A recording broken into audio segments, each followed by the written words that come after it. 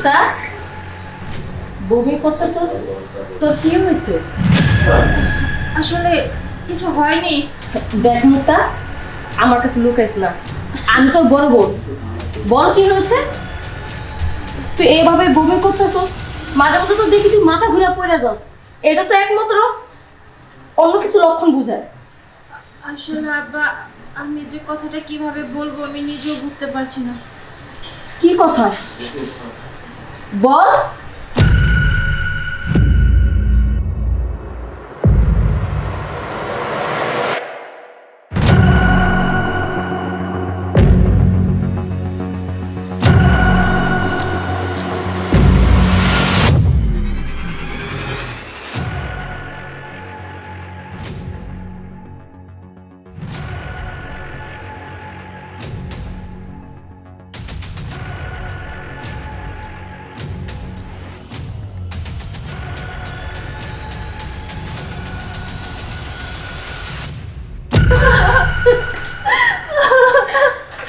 এখন আমি কি করব তুমি বলো।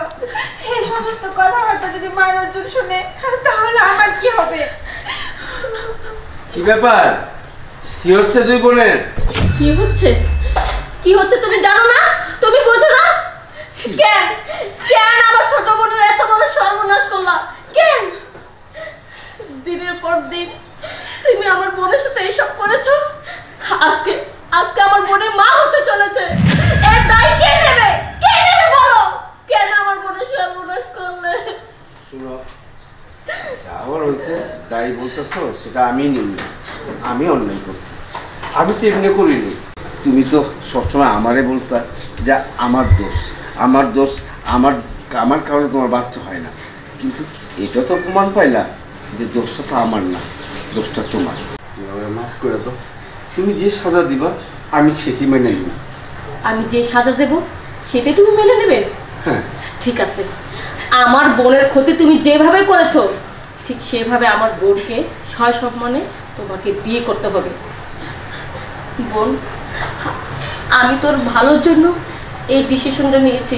তাছাড়া আমি তো ওনাকে কোনোদিন বাচ্চা দিতে পারবো না, আর ওনার লাইফটা নষ্ট হোক আমিও চাই না। অন্য মেয়ে ঘরে আনাচ্ছে, তুই তার সংসার কর, এতে তোরও ভালো হবে আর তোর সন্তানটাও ভালো থাকবে। ঠিক আছে, আমার কোনো সমস্যা নেই, আমি চাই তুমি জানি সুখে থাকো। চলো আজকে আজকে তোমাদেরকে বিয়ে দেবো, চলো।